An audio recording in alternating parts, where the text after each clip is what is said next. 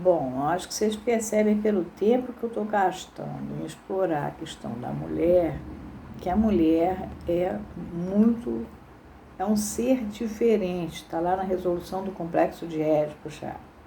Lacan também fala da mulher, até no seminário 23, 22, tem uma hora que ele fala, quando a mulher é analista, bom, melhor nem comentar. A mulher é um ser diferente, ela tem mais, enfim, condições de arcar com certas coisas. Um professor meu, e aí a tradição oral, aprendi por aula, que dizia que na tradição árabe, eu não li isso, era considerado o seguinte: você não deve ensinar a mulher a fazer conta, muito menos a aprender a ler, que ela já é perigosa por si. Quer dizer, mulher não é esse bichinho tão infeliz, não. Se ela usar tudo que ela tem ela é bem poderosa. E ela pode muito, para dentro do sistema. Vou continuar lendo. Esse camarada é um camarada, Jamie Sachs. Interessante o cara. Durante seu tempo da lua, as mulheres não tinham permissão de preparar comida. O tempo da lua é o tempo do recolhimento a tempo. Dançar, participar de cerimônias ou partilhar qualquer atividade vital com os homens. Não é só aí que a gente vê no judaísmo, mulher, por exemplo, grávida não vai ao cemitério, a mulher menstruada está menstruada, existem restrições com relação à mulher. Muita gente hoje costuma interpretar erradamente esse costume. Essa tradição teve início porque as mulheres precisavam se reabastecer de energia durante o período estéril, porque é quando você está naquela que eu disse que o Capra aproveita, o hexagrama 24, só a primeira linha é luminosa, as outras 5, que formam aquelas 6 do hexagrama, são negras, né? São escuras. É dali que vai surgir a coisa. Então, nesse momento estéril, é dali que vai poder vir, ela vai se reabastecer de energia para poder ficar produtivo. Considere o alívio que um retiro destes poderia proporcionar a uma mulher moderna e também a sua família, que é obrigada a conviver mensalmente com suas mudanças de temperamento. Eu tive uma avó professora do início do século. Naquela época elas iam para a escola normal e ganhavam uma fortuna. Não sei quem foi o governador, o prefeito, sei lá quem foi, que resolveu que a escola tinha que ser um negócio fantástico. Eles ganhavam como se fossem uns engenheiros. Ganhavam muito bem. E não era que nem os professores são pagos hoje. E elas tinham 3 dias de licença nesse período que elas estavam menstruadas. A ideia comum entre os que não entendem direito essa prática é de que as mulheres eram consideradas sujas durante seu tempo da lua. Mas, na verdade, isso era a mais alta honra que se concedia às mulheres. Elas saíam do ambiente da tribo. Por um lado, por conta da mudança hormonal, elas não incomodavam com as idiosincrasias delas, o funcionamento da tribo, mas por outro elas eram honradas porque dali viria próximo ciclo criativo.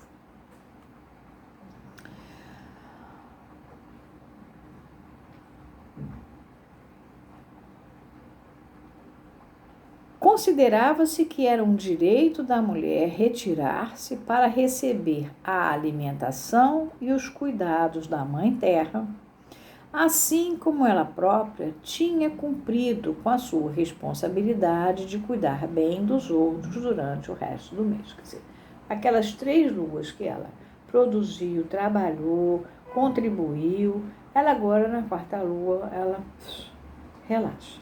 E aí ela vai se refazer, reencontrar com as outras mulheres, fazer trocas, e dali aquele período que é aparentemente obscuro, porque elas estão excluídas, elas estão na tenda negra, por outro lado elas estão se nutrindo para fazer o próximo ciclo rico.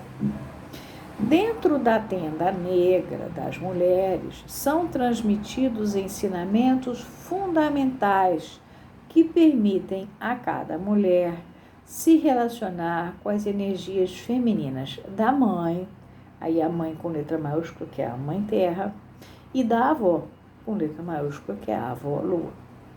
Isto significa que os papéis sociais da mulher são explorados em profundidade. Lembra que eu, no vídeo que passou, falei da importância das mulheres, questionei o Dondocas, mostrei como elas eram importantes para a lucratividade até de um país anterior à ditadura e mesmo posterior. As Dondocas tinham uma função social muito importante para garantir os contratos, etc. Ser uma provedora é um papel que cada mulher provavelmente experimentará durante sua caminhada pela Terra. Esse papel inclui a gravidez e o parto, assim como o profundo amor e o cuidado com os jovens em sua casa, em sua fase de crescimento. Tudo isso elas tinham que fazer.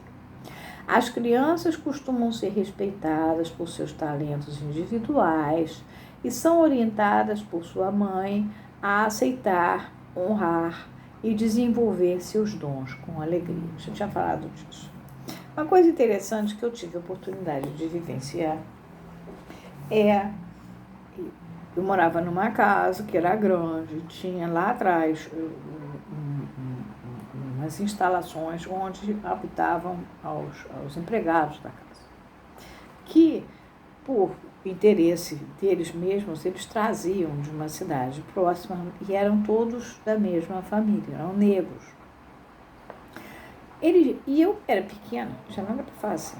Quando chegava de tarde, eu adorava, elas deixavam entrar lá dentro. Eu adorava ver a cultura delas, as histórias que elas contavam. Elas deixavam as crianças delas na tal cidade, sendo criadas por pessoas que recebiam a partir do salário delas para cuidar. Quando elas ficavam maiorzinhas, elas vinham e iam trabalhar em casas próximas. Então aquilo era um grande clube.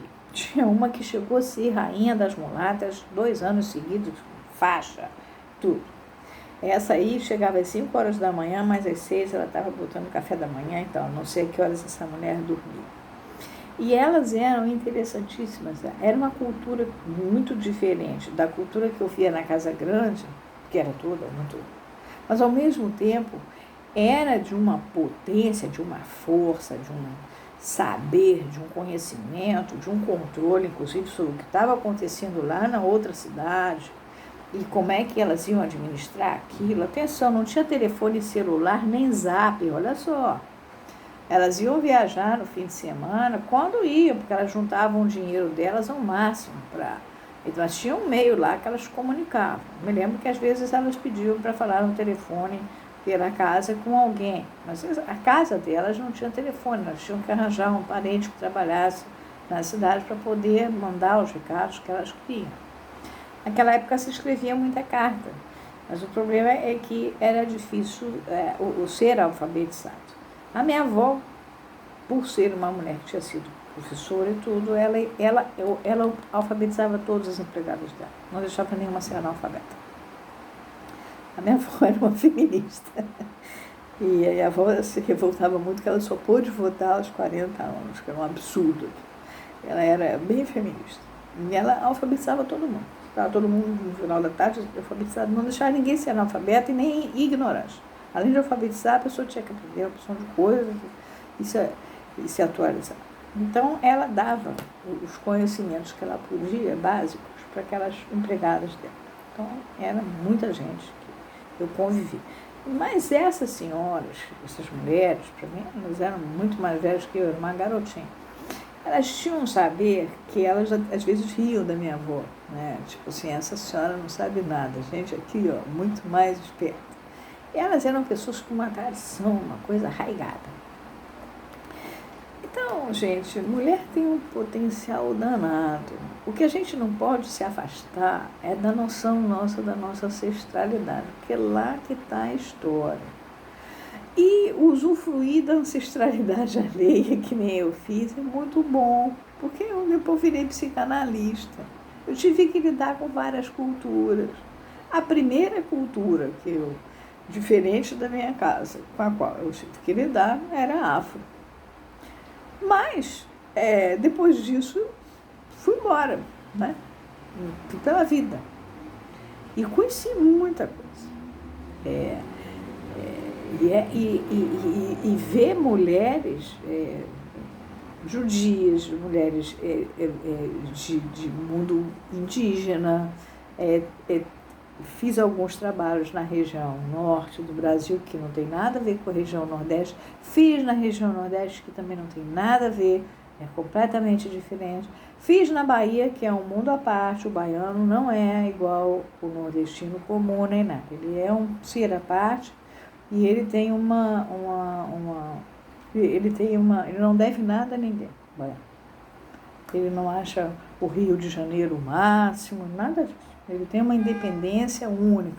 Então, ter convivido com várias culturas, Mato Grosso do Sul, enfim, esses lugares todos, até hospício em Maceió eu fui. Então, essa chance de ter conhecido várias culturas, várias pessoas, várias maneiras de pensar, gente que tinha fazenda no Rio São Francisco, que morava em Maceió, outro mundo, completamente diferente. O que era a lambada, a dança da lambada, o que na verdade significava aquilo tudo, eu só fui aprender lá. Então, e tudo, você vê a presença das mulheres o tempo inteiro, o tempo inteiro, o tempo inteiro, o tempo inteiro, o tempo inteiro. Então, quando eu estou trabalhando com elas, é porque elas vão fazer um importantíssimo papel na marcação de cada pessoa dentro do que eu chamo de constelação familiar, Freud chamou de complexo de Édipo. É um complexo nuclear da neurose, mas cada um é um astrozinho, né, naquele sistema solar. E você também vai para outros sistemas solares, você pega uma nave, atravessa, vai para outros, né? E um analista, então, ele passa por vários, né? Cada um vem de um sistema solar diferente. Então, não pensa que a mulher é tão frágil assim. E quando vocês se sentirem muito frágeis, comece a buscar o lá dentro de vocês. Deve ter alguma coisa que está atrapalhando para vocês enxergarem isso, tá? Bom, vou parar aqui. A gente já andou mais um pouquinho. Esse é o 50. Tá bom? Beijo. Vou trabalhar.